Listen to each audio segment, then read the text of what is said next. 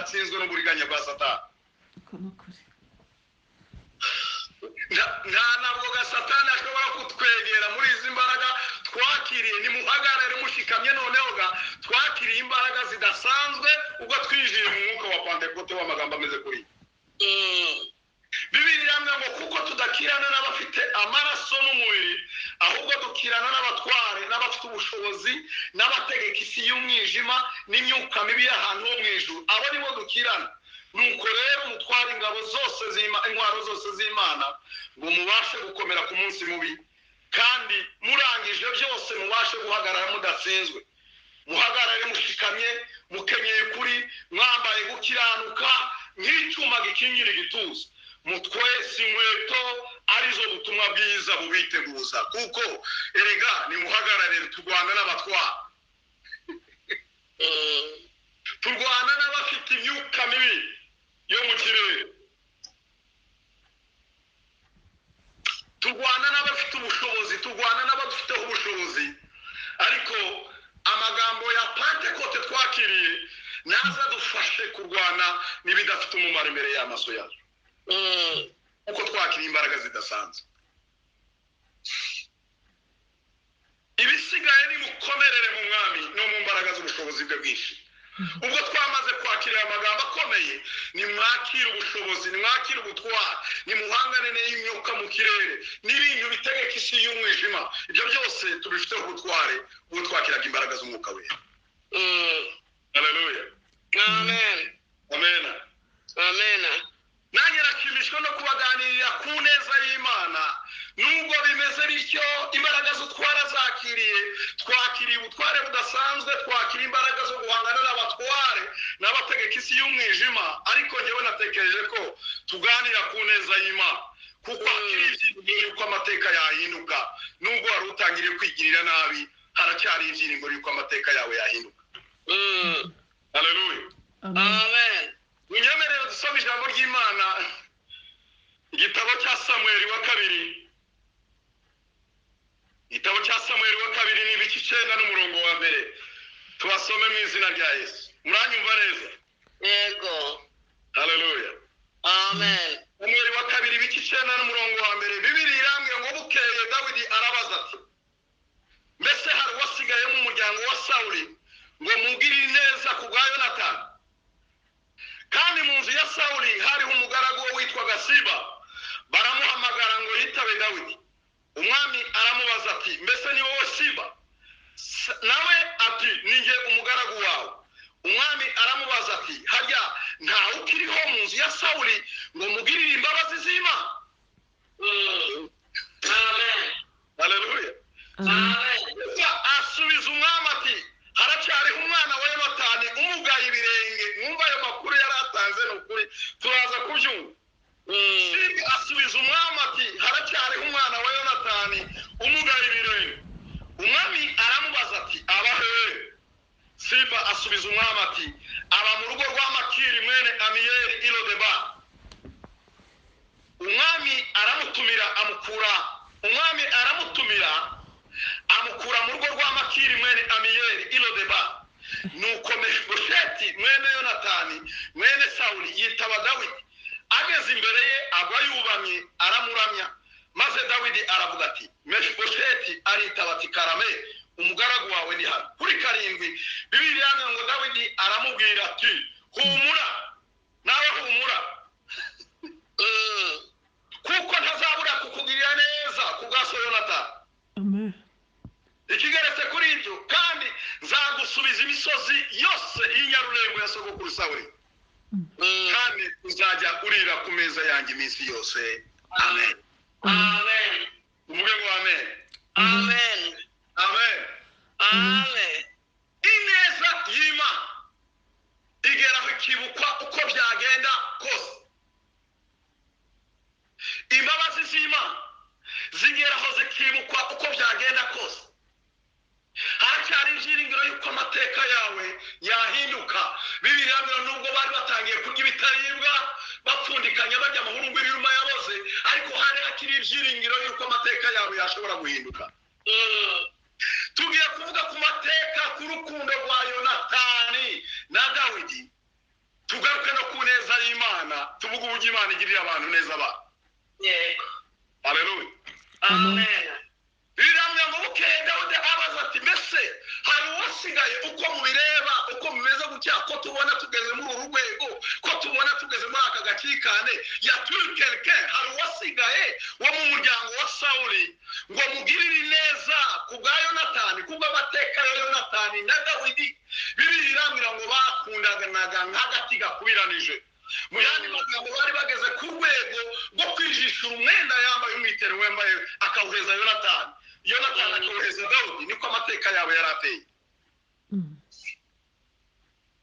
Igihe kiragera intambara ziragera zo guhiga Dawudi zirarangira igihe kiragera Dawudi nawe agera ku bwami bwa Isiraheli ariko ageze ku mwanya aribuka yibuka ineza y'Imana. Bukeye Dawudi ngo abaza ati hari uwasigaye mu muryango wa Sawuli ngo noneho nanjye ubwo nabonye okaziyo ni opportunité zingana gute ni umwanya ungana ute wabonye nawe byatumye wibuka ineza y'Imana ukavuga ngo reka ngore kugira neza kw'Imana ko nibutse ineza y'Imana.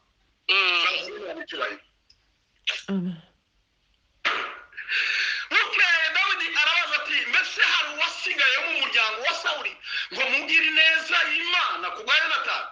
Bibiliya ngo hari umugabo witwa Siba ni umugabo nawe utarafite amakuru y'Imana yavuzeho kera mureka babwire wari uzi ko hari abantu batwikirira guhamya wari uzi abantu batwikirira amakuru wari uzi ko hari abantu batwikirira message nubwo baba bashaka gusoza umugambi w'Imana.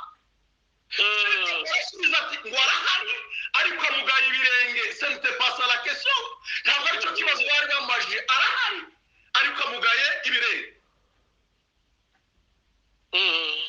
Nakamenye ko hari amateka ya Dawidi na Yonatani ntawe ukiriho mu muryango wa Sawuli kugira ngo mugire neza y'Imana. Siba bamuhamagaye yitabye Dawidi umwami aramubaza mbese ni wowe Siba nawe ati ni njyewe mugaragu wawe. Umwami arongera aramubaza ati harya ntawe ukiriho mu nzu ya Sawuli ngo mugire imbabazi z'Imana. Arasubiza umwami ati haracyariho umwana wa Yonatani umugaye ibirenge nubwo atari cyo kibazo bari bamubajije apfa kuba gusa hari ariko icyo kibazo cyo kumugara ibirenge si cyo kibazo tumugaye ibirenge ariko turiho amasezerano y'Imana. Amen. Turi urusenga runaka ariko twavuzweho n'Imana. Yego. Cyambere ntabwo igibesha niko umuririmbyi nkunda yavuze. Icya kabiri gira imbabazi icya gatatu ijambo Imana yivugiye ubwayo yari herekeza de generation et de generation. Amen. Umwana wa Yonatani ariko mugaye ibirenge ntabwo aricyo kibazo bari bamubaje n'ukuri bari bashaka kubaza gusa apfa kuba hari kuko hari neza y'Imana muri iki gitondo Imana ikoze. Amen. Haleluya. Amen. Hari neza y'Imana Imana ikuzaniye nubwo waba umugaye ibirenge nubwo waba utangiye kwiciraho urubanza nubwo waba uri hehe aho uherereye hose Uwiteka agufiteho umugambi. Amen. Ntabwo yaremye turemeye imirimo myiza kandi ngo yaduteguriye cyane isi itararema. Turi mu mugambi w'Imana. Uko bakwikirira amakuru yose uko bavuga ubutumwa bwose uko bavuga amakuru yacu yose turiho umugambi w'Imana. Amen. Ariko amugaye ibirenge.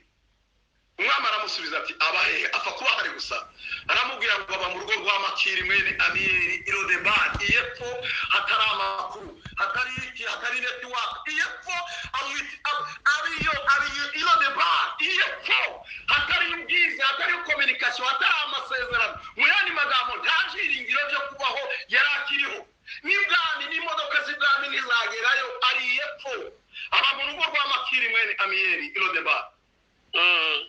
Bibiliya yanjye yambwiye mu mwami aramutumira mukura mu rugo rwa Makiri mwene Amiyeli Irodebari iyepfo nubwo bitari bishobotse ngo nukomeje Bosheti mwene Yonatani. Haleluya. Amen. Wageze imbere ye Bibiliya yanjye yambwiye ngo agwa yuha watangira kumuramya maze Dawidi arabaza ngo ni wowe Bosheti aritabati karame mwami wa umugaragu wawe ni hano. Dawidi aramubwira ngo humura. Haleluya. Amen. Amen. Amen. Reka nkubwire muri iki gitondo ngo humura. Amen. Turasengera muri iri jambo nkubwira ngo humura kuko ntazabura kukugirira neza kubwaso Yonatani. Wibuke neza y'Imana wibuke ku munsi umwe nibura wigeze kunezeza Imana iyo neza yawe n'abazagukomokaho bose bazakugiriraho umugisha mureke mbabwire ibi turimo dukora muri iki gihe aya materaniro y'igicuku aya materaniro twibaza uko bizagenda iherezo ryayo bamwe barimo baraselebura deuxième anniversaire abandi bamaze umwaka umwe abandi bamaze ukwezi abantu barimo baribaza uko iherezo ryayo reka nkubwire ngutangarize ko ibi turimo dukora bizagira impact ku bazadukomokaho Amen. Amen. ineza y'Imana izibukira umuryango wanjye kuri iri teraniro babyukiye kuvuga ntabwo aya magambo turimo tuvugira mu iteraniro meze gutya abana bakiryamye n'abandi bashyitsi bakiryamye kuba rumva ineza y'Imana umunsi umwe ineza y'Imana izibukwa. Amen. Reka nawe one day hari icyo wigeze kugirira neza Imana yahera ko yibuka ineza y'Imana. Humura wikwigirira nabi kuko ntazabura kukugirira neza yewe kubwaso kubw'ababyeyi bawe kubw'abatambyi bawe cyangwa icyo kubabyutse kubw'abatambyi babyutse iki cyumweru cyose bavuga kugira neza yewe do nirahiye n'Uwiteka Imana ntabwo uzareka kwibukira iteraniro kugira ngo nzagirire n'abazadukomokaho iyi neza y'Imana. Mureke mbabwire yacu twari twarabuze dore nirahiye n'Uwiteka Imana irambwira ngo ugiye kuzadusubiza n'imisozi y'abasogokuruza Sawuli. Reka nkubwire twari mu masezerano nubwo ibyacu byose byanyazwe n'akagungu Uwiteka azabitugarura irirahiye n'Uwiteka Imana bizadusubiza n'imisozi yose ya sogokuruza Sawuli. Kandi noneho ikigeretse kuri ibyo tuvuye no deba muvuga ngo tuvuye no deba uzajya urira ku meza yanjye iminsi yose. Amen. Uzajya urira ku meza yanjye iminsi yose. Tekereza amakuru bari bamutangiye aba mu rugo rwa Nakirimeri Amiyeri iyo epfo ariko nta byiringiro byo kubaho.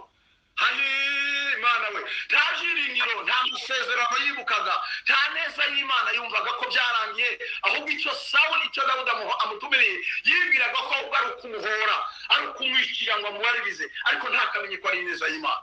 Arambwira ngo humura nanjye ndakubwira muri iki gitondo wikwigirira nabi humura kuko ntazabura kukugirira neza kubw'ineza y'umunsi umwe nibura Imana yakugiriyeho. Haleluya.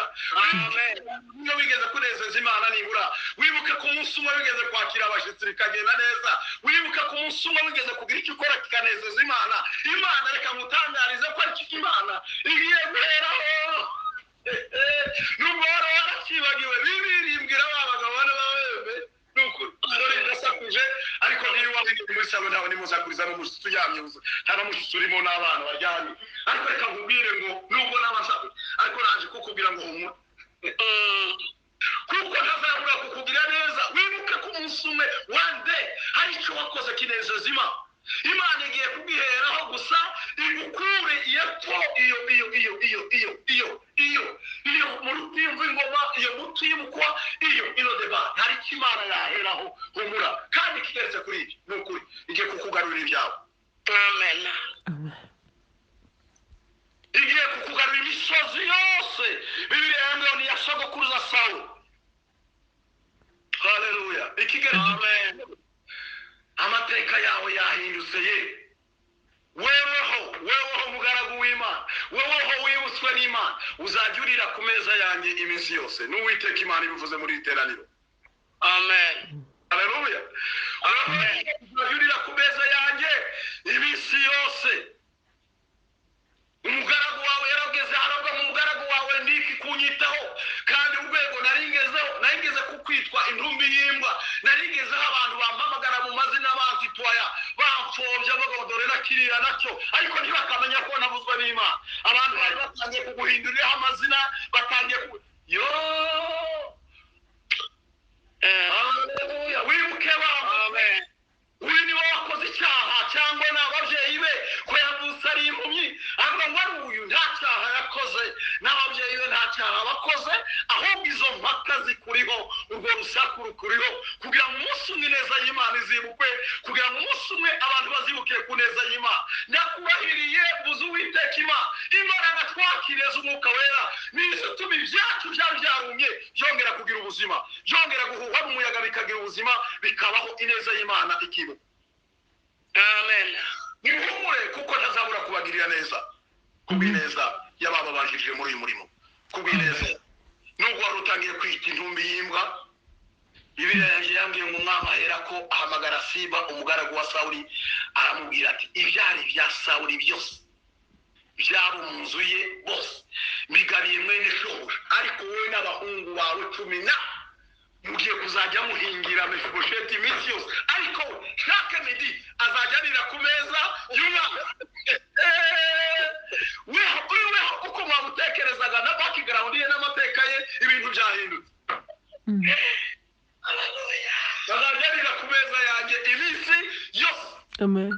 Nukuri ineza n'imbabazi bizanyoma w'iminsi yose nanjye nzaba mu nzu y'Uwiteka iminsi yanjye yose nkiriho.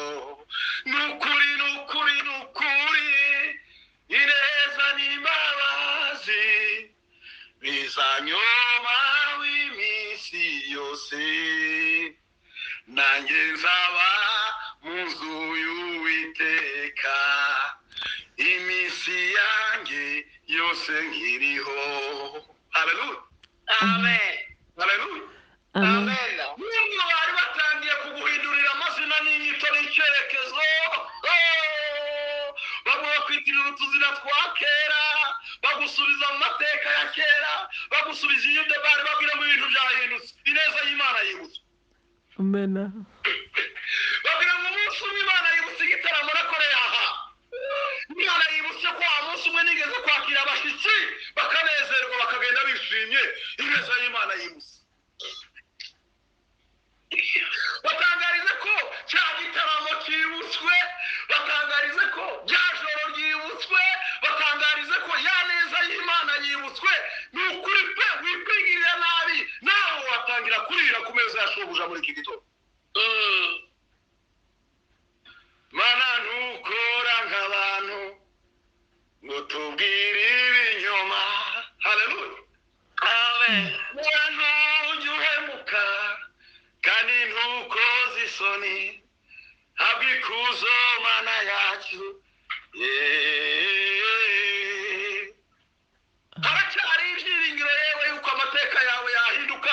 Babwire muri iki gitondo ineza y'Imana yibutswe. Ntabwo ukiri indumbi y'imbwa, ntabwo ukiri lodebari, ntabwo ukicyubahaye, ahubwo uri kuri hote table, uri ku meza y'umwami, urimo urarira n'umwami Imana. Mu yandi magambo nawe wigijwe hafi n'amasezerano ibyari kure. Bibiliya yambwiye ngo urahanura uko wategetswe guhanura, kandi nuhanura ibintu biraviriya hirya byegerane igufwa risanga irindi rya ibintu byari byaratatanye biregerana aho byari biherereye ipfa mu buvumo birongera bigira ubuzima bibeho. Kuko ineza y'Imana yibutswe. Amen. Haleluya. Amen. Uwiteka ahimbaza. Amen. Yababwire ko nibura ibintu nka bingahe kuri iri jambo dusoza dusenga Imana. Hari icyo Imana iheraho cya mbere, hari icyo Imana iheraho yibuka umuntu ishaka gukemurira ikibazo. Ni ukuri pe. Nanjye hari ibyo nibutse Imana ntabwo ngo ariko Mana nubwo bimeze bityo ariko wibuka ku munsi umwe one day hari icyo nakoze kishimisha ineza yawe ndakibona mu maso y'Imana, mbona ubwiza bw'Imana bwagaragaye. Hari icyo Imana iheraho, hari icyo Imana iheraho yibuka umuntu ishaka gukemurira ikibazo. Kuri Mefibosheti Imana yibukije ineza ya Yonatani kubwo amateka ya Yonatani na Dawudi. Imana iheraho iravuga ngo bari bameze nk'agati gakubiranije, igihe kigeze cya Dawudi gutabara umuryango wasigaye kwa Yonatani. Imana iheraho ku mateka ya Dawudi aravuga ngo ninde wasigaye mu muryango wa Sawuli kugira ngo umugire neza kubw'ineza ya Yonatani. Kuri Mefibosheti Imana yibukije ineza ya Yonatani. Kuri Moridekayi Imana yibukije umwami amakuru yatanze yabujemo umugambi wo kumwica. Imana iramutabara, itabara Moridekayi. Niki Imana yakwibukiraho, niki Imana yaheraho. Nawe ubuse Imana ikintu kimwe gusa wigiye kugira neza y'Imana. Wibuke Imana, wibuke rya joro, wibuke wa mugoroba, wibuke ku munsi umwe hari icyo nagukiranukiyeho, wibuke ko nagiriye imfubyi neza, wibuke ko natabaye uwari mu kaga, wibuke ko wari ufite ubushobozi ugirira neza. Nawe Imana ihereko ikugirire neza. Icya kabiri, iyi Imana igiye gukemura ikibazo cy'umuntu ukoresha umugira neza kwake saswa. Hari hera Imana igiye gukemura ikibazo cy'umuntu hari umuntu icamo kugira ngo ikugirire neza. Nubwo Simba yatanze amakuru ngo aramugaye, ariko yatanze amakuru pe importe. Amakuru. Mu gihe cya Yosefu, umuhereza wavumwe w'ibwami nawe yabaye umuranga, aravuga ngo nubwo bimeze ku kizozi zadushoboye, ariko iyo mu kuzimu, iyo mumva, iyo muri gereza hasize umuntu washobora gusobanuriza inkuru. Imana nigira ihera, nigira umugira neza ikohereza muri iki gitondo. Imana nikohereza umuntu w'umumaro muri iki gitondo. Abantu bataraba umumaro n'abamaganye mu izina rya Yesu. Hari abantu bataraba umumaro uhura nabo ukabona nabo kugucunaguza gusa, ariko wowe kubireba beze utese wowe gusa uzaguma aho ngaho gusa. Imana ikohereza abantu bakuganiriza umumaro muri iki gitondo. Amen. Bahura n'abatarabanye umumaro, ariko uziguhura n'umuntu akavuga ariko ese wowe n'umuntu urarangiza amashuri aho utangire, ese wowe n'umuntu urabona akazi aho watangire, ese wowe n'ubu amagambo y'urucyantege gusa, ukirirwa wapfuye mu mutima, ukirirwa urakaye, ese wowe n'ubu abana ntibarashaka, ese wowe n'ubu ayo magambo y'urucyantege niyo yirukanye mu izina rya Yesu. Imana ihereza umuntu w'ingirakamaro muri iki gitondo. Haleluya. Amen. Haleluya. Amen. Haleluya. Amen. Amen. Haleluya. Kuvubu sintegereza ejo ibyago cyangwa amahirwe, nzi byose ko Imana ibitegeka, kwiganyira n'ukubusa. Mbetwaho kwizera Yesu, niringiye imbabazi ze, mbumbatiwe n'umukiza unkunda. Kwizera Yesu ntabwoba mfite. Reka nkubwire, mu magambo amwe twakiriye ya Pentekote, Bibiliya yaramwe mu mwuka w'imbaraga twahawe niwo kutumara ubwoba nibushire. Imana nikohereza umuntu w'ingirakamaro muri iki gitondo. Ni ukuri Imana nihera iyo igiye gukemura ikibazo cy'umuntu ikoresha umugira neza kwa kesaswa, hari uwo bigomba gucamo kugira ngo igisubizo cyawe kiboneke. Gatatu, Imana igiye gukura umuntu mu kibazo, ntihera ku bushobozi bw'ugiye kugutabara. Iyi Imana igiye gukura umuntu mu kibazo, ntahihera, nta na hamwe ihera, nta bushobozi ishingiraho kubwo ugiye gutabara. Mefibosheti naveriye, Mefibosheti ntacyo yari afite, ntacyo yasabwaga kuba yujuje cyangwa gukora. Ibyo utujuje n'ibyo udashoboye si imbogamize kuri wowe. Pfa kuba gusa ufite umutima ukingukiye Uwiteka Imana irakohereza umugira neza muri iki gitondo. Amen. Mani ndakora nk'abantu bitubwira ibinyoma, ibyo utujuje n'ibyo udashoboye si imbogamizi kuri wowe. Tuza kandi wizera Imana, wujuje iby'Imana yaheraho. Ni ukuri kurasoma ukareba ku Mana we, ukavuga amagambo y'urucyantege gusa, ukumva ukagenda utondagura aho wagize esheke gusa. Wivuga aho wagize esheke gusa. Hari aho Imana yahera wigeze kugira ibintu biri positive, hari aho Imana yaheraho wikwibaraho amasheke gusa. Hari ibyo wujuje wizera Imana, wujuje Imana yaheraho ikakugirira neza. Imana ishimwe. Amen. Cyakane, ntabwo gukura umuntu mu kibazo atinzemo bisaba Imana iminsi myinshi yo kubitegura no kubisoza. Ni ukuri. Ntabwo gukura umuntu mu kibazo utinzemo cyangwa se atinzemo bisaba Imana iminsi myinshi yo kubitegura no kubisoza. Iyi saha Imana igeze, Imana ikinzira aho zitari ziri, amarembo agakinguka, ibintu bikava mu nzira, nawe ugatangira kubona akamenyetso. Iyo igihe kigeze amarembo arakinguka, ibintu bikava mu nzira, Mana si rimwe kandi si kabiri nabonye neza yabo. Iyo igihe kigeze mu munsi umwe, Imana ikura umuntu mu buvumo ikamwicaza ibwami twabisomye. Iyo igihe kigeze Imana ikura umuntu muri prison Yosefu ikamwicaza ibwami, agatangira gusobanura izo z'ibwami, Imana ikamuhindura amateka aho ngaho. Iyo igihe kigeze Imana ikura umuntu mwumva agatangira gusena bakavuga imirimo y'Imana baraza. Gatanu, iyo kigeze Imana ikora ibintu yihuse. Ega abantu bari bamaze kwiringira Imana idatinda gusubiza. Hari abayi bizeye Yesu usubiza ibintu byadogereye. Hari wizeye Yesu usubiza Lazaro yapfuye gusa. None ije kugutabara bitarapfa bigifite ubuzima nawe ukiri muserebura wishimane n'abana. Hari abiringiye imbaraga zitinda gusa. Uwiteka kugire neza ntabwo gukura umuntu mu kibazo atinzemo bisaba Imana iminsi myinshi yo kubitegura no kubisoza. Mu munsi umwe gusa Imana ikura umuntu mu buvumo akicara ibwa. Humura kuko ntazabura kukugira neza ku bwa Yonatani. Humura kuko ntazabura weweho nubwo byari bimeze gutyo, nubwo bagutangiye amakuru apfuye, weweho uzajya urira ku meza y'ibwami iminsi yose. Nubwo abantu bari batakigutakaho importance ibintu byarahagaze, ariko humura kuko ntazabura kukugira neza ku bwa Yonatani. Bibiri yambwira mu gitabo kizakozwe n'intumwa 10:34 ngo Petero aterura amagambo ati nukuri menye yuko Imana itarabanura ku butoni, ahubwo mu mahanga yose uyubaha agakora ibyo gukiranuka Imana irabemera. Nta Imana igomba gushingiraho kugira ngo igutabare, ariko gusa Imana igiye guhera ku neza y'Imana kuko wagiriye neza. Bibiri yambwira amagambo mu gitabo cy'abacamanza 6:11 kuri ya magambo ya Gideyoni uyasekuraga ingano mu muvure bengeramo vino, azisha abamediyani nta yindi activity yagiraga. Marayika w'Uwiteka ngo aramubonekera ngo aramubwira ngo